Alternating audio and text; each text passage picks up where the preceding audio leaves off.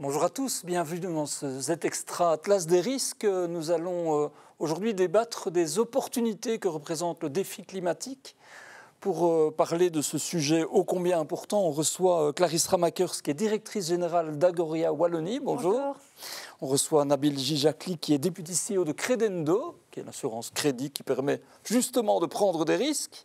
Et on reçoit Michel Van Azebroek, qui est directeur stratégie de John Cockerill. Bonjour Olivier. Bonjour, très actif notamment dans l'hydrogène, on en parlera.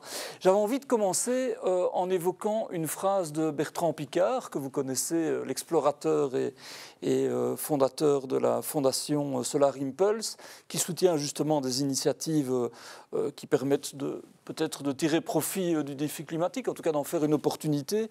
Et il disait récemment, dans le cadre de la COP, il faut changer le narratif sur la transition écologique. Clarisse Ramakers, est-ce que c'est votre sentiment, qu'il y a peut-être une autre manière d'aborder ce sujet ?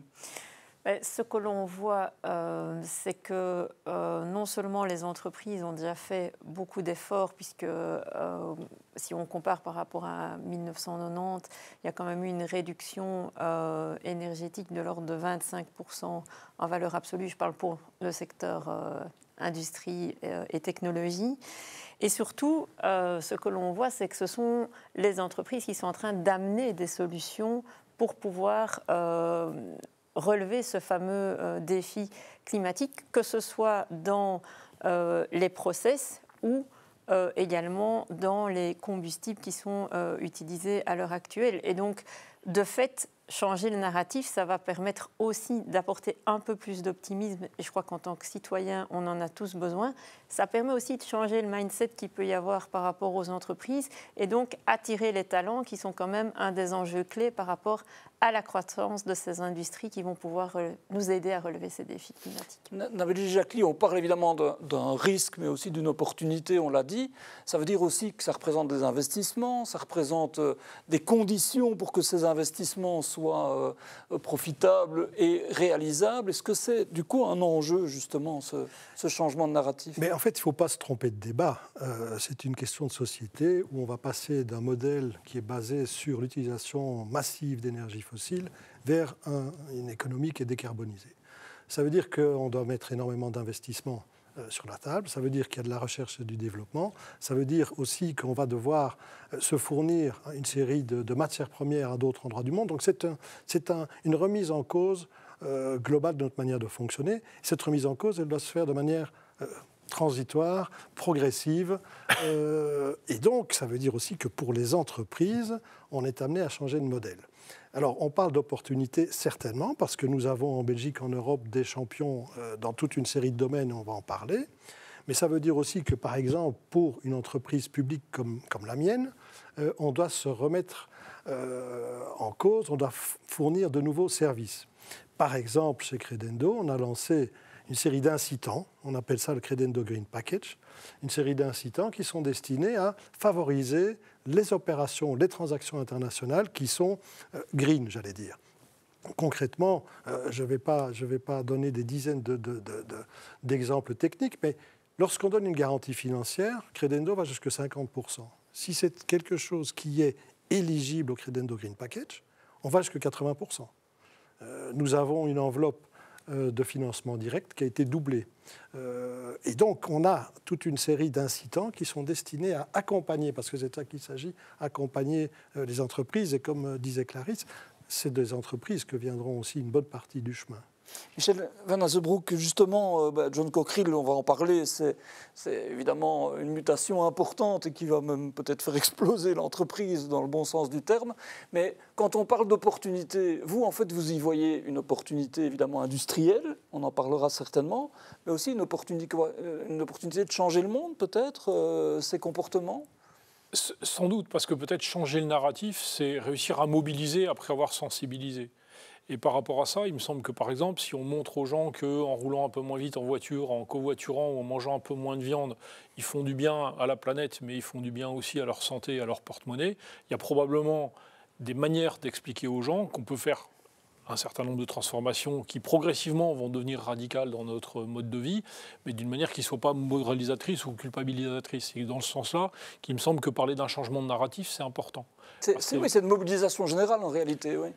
Oui, parce que évidemment, pour consommer moins de pétrole, il faut que les gens qui en produisent un peu moins, mais il faut aussi que nous qui en consommons un peu moins. Donc c'est pour ça que c'est probablement quelque chose qui concerne à la fois les consommateurs, les citoyens et les agents des entreprises, puisqu'on est toujours un peu tout à la fois. Clarisse Ramakers, est-ce que quand on parle d'opportunités que représente le défi climatique, alors je sais, je ne veux pas opposer les partisans des technologies et les partisans de la décroissance pour faire court, mais est-ce qu'on peut dire que la technologie, elle va contribuer à sauver la planète ? Elle va y contribuer puisqu'on est en train de dire on va abandonner toute une série d'énergies fossiles pour passer à de l'énergie verte et donc ça veut dire qu'on va devoir créer des enablers qui vont permettre d'amener toutes ces énergies vertes sur principalement le territoire européen, qui est peut-être moins bien servi, et je pense que M. Van Azeroek le dira certainement mieux que moi, en termes de solaire, de vent, et donc tout ce qui est production d'énergie verte, on n'est peut-être pas les mieux situés, on a des atouts, mais donc, comment est-ce qu'on fait pour amener toute cette énergie Et puis, il y a la gestion digitale de tout ça aussi. Et puis, ça, c'est le deuxième enjeu où là, on est des vrais apporteurs de solutions. C'est comment est-ce qu'on arrive à avoir des modèles prédictifs.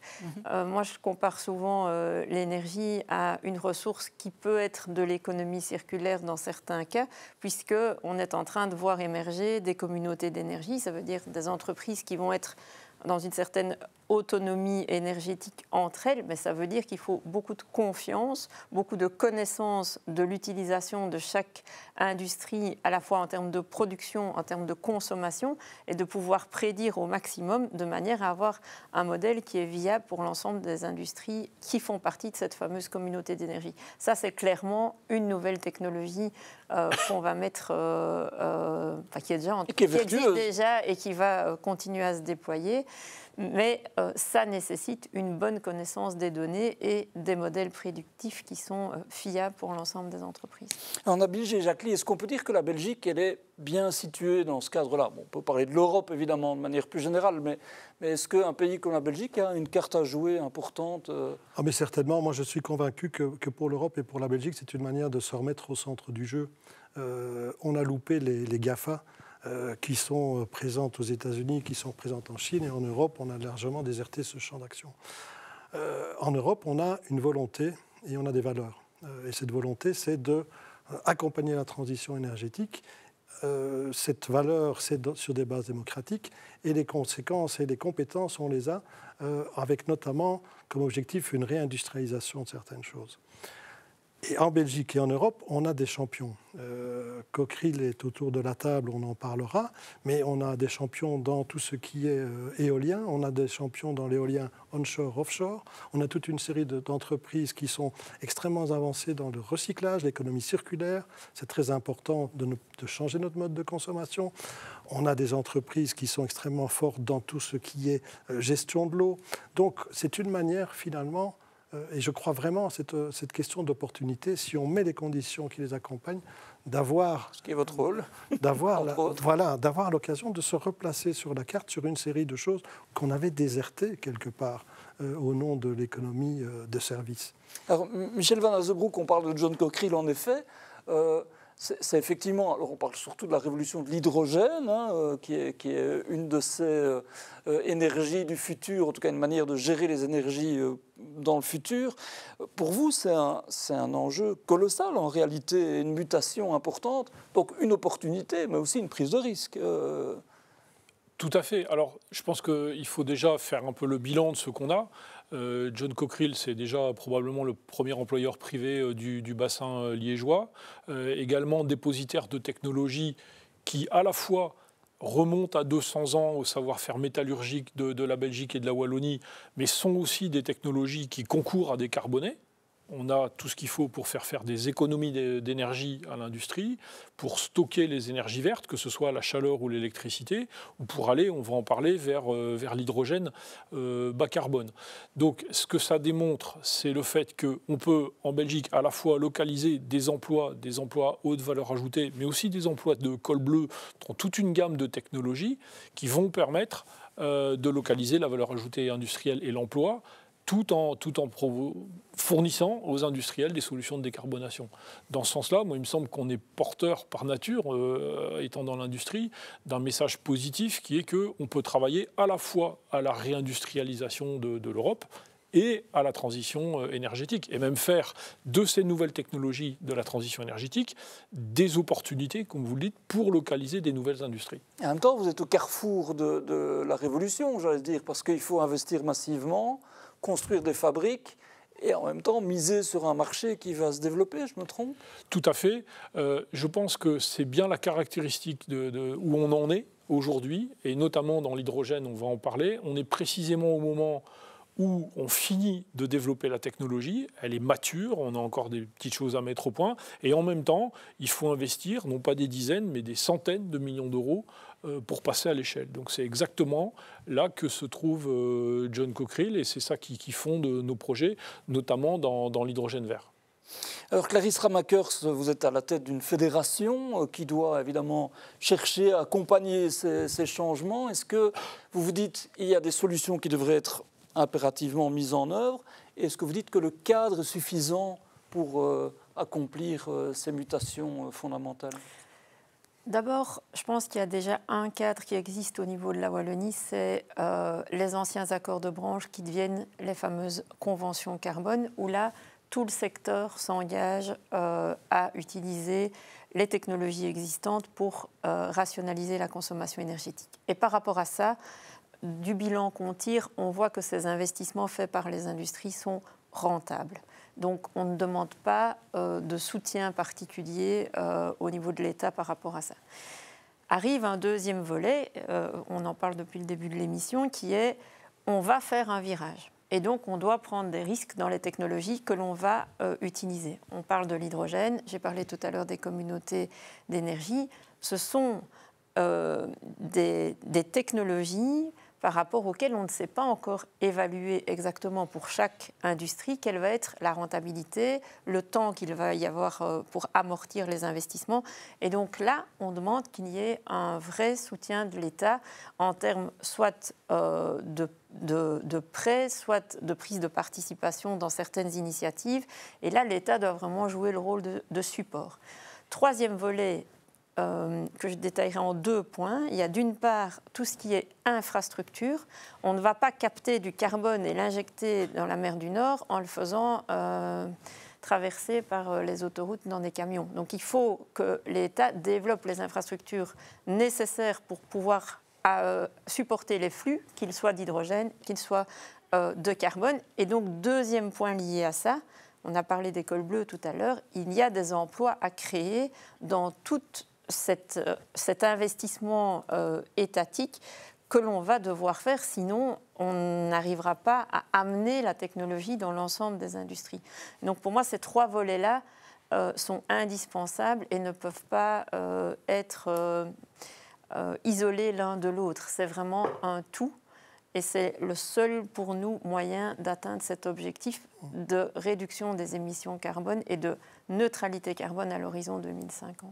Oui, parce que Nabil Jejaki, quand on parle de ça, moi, je me dis parfois c'est un peu vertigineux en fait, ce que ça représente en termes de mutation, en termes d'investissement, peut-être en termes de prise de risque. Ça, vous êtes sans doute mieux placé que moi pour le dire. Justement, comment vous évaluez ça, vous, comment vous percevez la manière dont on doit accompagner ces investissements et cette révolution? Je pense qu'il y a on ne s'en sortira pas. Ce n'est pas un combat isolé. C'est un combat où les forces doivent se rejoindre. Et elles se rejoignent à plusieurs niveaux, au niveau international, au niveau européen, au niveau national et en Belgique au niveau fédéral. Je pense, on l'a dit, les technologies sont extrêmement importantes. Donc la recherche au développement est un aspect majeur là-dedans. Et cette recherche au développement, elle est à la fois privée dans les entreprises, mais aussi par un fonctionnement des universités, des microcosmes, de l'enseignement, qui là est public. Et je crois que c'est un peu l'ensemble de la chaîne. Les risques sont là à plusieurs niveaux. On a un risque technologique. On a un risque, ce qui veut dire que certains investissements ne déboucheront pas forcément sur une réussite. On a un risque aussi de déboucher et dans des perspectives d'investissement qui sont à long terme. Si vous prenez l'éolien, vous êtes dans des investissements qui sont de 15 ans, 20 ans, parfois dans des zones du monde qui sont sensibles. Donc, dans un contexte qui change parfois aussi, oui. Et ça, c'est la question du risque industriel. Donc ça veut dire qu'à la fois, on a besoin de fonds d'investissement privés. Et là, les fonds ne manquent pas, que ce soit dans les fonds de pension, que ce soit dans une série d'investissements. Et il y a des fonds thématiques qui existent. Le public a son rôle à jouer de deux manières. D'une part, dans le cadre régulatoire. Il y a une série de choses où on doit dire, on doit fixer des étapes, fixer les moments de sortie. Ce qu'on se fait en partie avec les objectifs de Paris, de sortie de l'énergie fossile. Et à côté de ça, il y a des incitants. Ces incitants, ils se font à deux niveaux, à mon sens. Ça peut être par une voie fiscale, en encourageant certaines technologies plus que d'autres, et là, c'est ce qui se passe, et avec des investissements directs. Mais les investissements directs ou les prises de participation ne doivent jamais être majoritaires. Elles sont dans un cadre où le privé a son rôle à jouer. Et dans ce cadre-là, par exemple, Credendo amène sa part modeste. Et donc, on est effectivement face à des montants faramineux qu'on n'arriverait pas à sortir d'une seule source. C'est une panoplie de mesures et d'interventions qui doivent être présentes. Alors, Michel Van Hazenbroek, deux choses. D'une part, je pense que John Cockerill, dans sa stratégie hydrogène notamment, est quand même pas mal soutenu par les pouvoirs publics. En tout cas, on sent qu'il y a une volonté, notamment de la part du gouvernement fédéral belge, mais de la part des institutions au sens large, quelque part d'emprunter cette voie-là. Et d'autre part, si je ne m'abuse, vous investissez au niveau international. C'est-à-dire que quelque part, John Cockerill, j'allais dire, sort de son lit, enfin on s'entend, mais investit considérablement dans un certain nombre de pays. Comment ça se gère tout ça ? Alors, tout d'abord, je pense qu'il faut repartir de ce que disait à la fois Clarisse et puis Jamil. C'est à la fois en parlant d'infrastructure, en parlant de prise de risque, on parle du rapport au temps long. Et on voit bien qu'une entreprise, elle a besoin du soutien des pouvoirs publics dans le temps long, avec un cadre qui va être avec une visibilité. Ouais. Et ça, je pense que vous avez raison. On peut tout à fait dire que John Cockerill, dans son développement industriel, bénéficie au jour le jour du soutien, et c'est l'occasion de vous remercier, de Credendo, mais qui est aussi quelque part la traduction du soutien tant du gouvernement wallon que du gouvernement fédéral. Alors, nous, John Cockerill, on essaye de l'utiliser comment ? D'abord, en développant la technologie. On a une technologie en Chine, mais on est aussi en train de finir de développer notre technologie européenne. Et ça veut dire que c'est des usines en Belgique, puisqu'on a une gigafactory d'électrolyseurs en construction à Seraing. Ça veut dire aussi que même si on va investir dans les autres pays pour produire des électrolyseurs en Chine, en Inde, aux États-Unis, pour citer les trois premiers pays dans lesquels on se développe, le cœur du réacteur, si vous me permettez l'expression, le berceau de cette technologie, c'est bien depuis Liège qu'il va être géré avec ce que ça veut dire en termes de création d'emplois, etc. Donc je pense que c'est très important d'avoir le soutien des pouvoirs publics dans le temps long. On pense souvent qu'une technologie, elle se développe parce qu'elle est la moins chère. En fait, c'est dans l'autre sens. C'est parce qu'elle sera soutenue et qu'on va pouvoir faire des volumes qu'on va réussir à baisser les coûts. Et en même temps, cette révolution-là, il y a un curseur où on ne sait pas précisément quand, par exemple, la demande sera suffisante par rapport à l'offre qu'on développe, par exemple, j'imagine. Tout à fait. C'est bien pour ça qu'on a raison de parler de prise de risque industrielle. C'est quand John Cockerill investit dans l'hydrogène, il y a la question du risque technologique, c'est-à-dire nous allons, et nous sommes en train de finir de mettre au point cette technologie qui aujourd'hui est parfaitement mature, opérante, mais en même temps, il y a la question des commandes, il y a la question de savoir à quel moment, pour reprendre le terme de Clarisse, on va passer d'une évolution un peu graduelle à vraiment un virage, à partir de quel moment l'ensemble des industries, par exemple, vont se mettre à consommer de l'hydrogène vert. Oui, c'est ça. Et est-ce qu'on peut dire, Clarisse Ramakers, que par exemple, quand on parle des vertus de la Belgique, on a parlé du fait qu'on avait des champions dans certains domaines, mais est-ce que la vertu principale de la Belgique, c'est pas sa haute valeur ajoutée? C'est peut-être justement ces écosystèmes qui permettent d'apporter, tant en recherche et développement, peut-être qu'en solution, des nouveautés qui fait notre force. Je pense que par rapport à ces enjeux, géographiquement, on est quand même aussi bien positionné sur le territoire le fait d'être une zone de transit quelque part. Je pense et c'est le choix que fait le gouvernement fédéral, en tout cas par rapport à l'hydrogène, c'est de dire on va être un endroit, un hub où on va amener l'hydrogène vert, parce qu'on sait qu'on ne saura pas le pilier de la stratégie. Voilà, parce qu'on ne saura pas le produire entièrement chez nous. Ça, c'est un premier point. Et puis, évidemment, qu'il y a tout ce qui est mis sur le marché de la recherche et du développement des différentes entreprises. On a des centres de recherche qui sont hyper performants. On a des universités qui sont pas mal situées non plus. Maintenant, tout l'enjeu, je pense, et où on peut faire la différence au niveau belge, c'est le soutien à la mise sur le marché. On soutient très très bien nos entreprises dans la recherche et le développement. Il y a pas mal de mesures, qu'elles soient fédérales ou régionales. Et puis, quand il s'agit de prendre le vrai risque industriel qui va être de commercialiser, là, par contre, on voit que par rapport à passer à une autre échelle, quelque part. Oui. Ouais. Et ça, je pense que c'est vraiment un mouvement qu'on doit faire au niveau du soutien étatique, c'est de se dire on doit aller plus loin sur la mise sur le marché, quitte à utiliser des nouveaux véhicules de soutien. Je ne dis pas qu'on doit donner des chèques en blanc aux entreprises, c'est pas du tout ça, mais c'est vraiment un créneau sur lequel on voit qu'on n'est pas encore assez bon, ce qui permettrait de changer le modèle et de pouvoir réindustrialiser encore plus vite sur notre territoire, parce qu'il ne faut pas oublier qu'on a quand même des inconvénients qui sont, à commencer, le coût salarial. Et donc, on doit nécessairement balancer ce coût salarial par d'autres avantages qui ne peuvent pas être que la compétence, parce qu'on le voit, les compétences, elles se développent aussi ailleurs, que ce soit dans les pays de l'Est, que ce soit en Inde. Et on ne peut plus se dire on a les gens les mieux formés et donc on va faire la différence. Je pense pas. C'est suffisant, on a dit, Jacqueline. Est-ce que ça, c'est quelque chose sur lequel vous mettez le doigt? Est-ce que vous dites, tiens, effectivement, vous avez dit on a des champions dans ce domaine-là qu'on n'a pas eu dans le domaine des nouvelles technologies et des GAFA, mais pour autant, est-ce que pour concrétiser vraiment l'essai, c'est pas ce manquement-là auquel il faut répondre? C'est ce que Michel disait, hein, on a une prise de risque technique. Ensuite, lorsqu'on a une prise de risque technique, ça veut dire est-ce que cette technologie-là, ce sera celle qu'on gardera? Et puis après, il y a la commercialisation, avec plusieurs choix. Et donc maintenant, on fait un pari sur un succès dans 10, 15 ou 20 ans. Alors, est-ce que la Belgique est bien située là-dedans? Je crois qu'il faut être lucide. Elle est bien située parce que nous avons toute une série d'éléments que l'on peut injecter dans une chaîne globale. Mais la Belgique n'a plus, depuis des années, une chaîne complète. Je veux dire par là, lorsqu'on participe à la création d'un champ éolien, on intervient dans une partie. Lorsque l'on fait une centrale énergétique, on intervient dans une partie avec d'autres partenaires.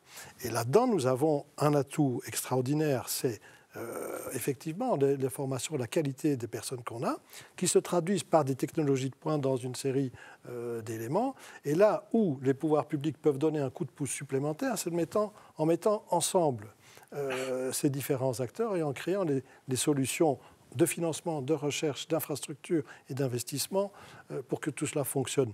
Mais encore une fois, le point de départ, lorsqu'on soutient un contrat, lorsqu'on soutient John Cockerill dans une aventure en Inde ou en Chine, nous sommes là pour sécuriser, pour aider l'entreprise à prendre une partie des risques, mais le contrat in fine, ce n'est pas nous qui le signons, c'est l'entreprise derrière. Et donc, le terreau que l'on met, c'est pour favoriser tout ça.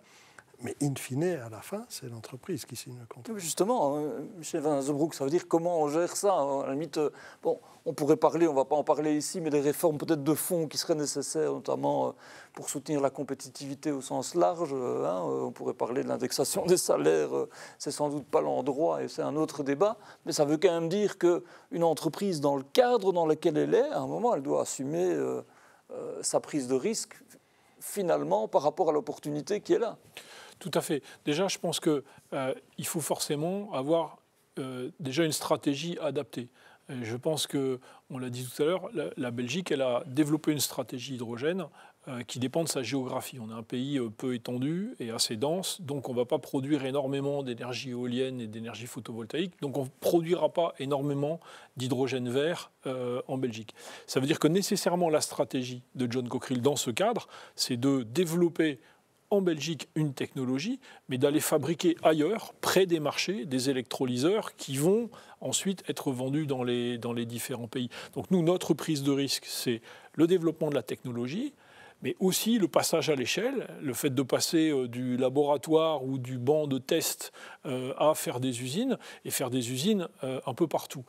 John Cockerill a l'ambition d'être un leader mondial de l'hydrogène, parce que nous pensons que ce sera un métier massif, et il faut être à la fois un leader mondial et un leader multilocal. Il faut pouvoir produire les électrolyseurs en Chine, en Inde, aux États-Unis. Pourquoi ? Déjà parce que les pays localement vont vouloir localiser des gigafactories, parce que c'est la contrepartie de leurs subventions. Donc nous devons produire des électrolyseurs près de nos marchés. Mais pour autant, c'est bien depuis Liège, depuis la Belgique, que tout le projet est géré. Et notre prise de risque, c'est effectivement le fait de passer à l'échelle industrielle et d'investir plusieurs centaines de millions d'euros. Plusieurs centaines de millions d'euros, c'est nécessairement l'unité de compte pour arriver à faire quelque chose de significatif.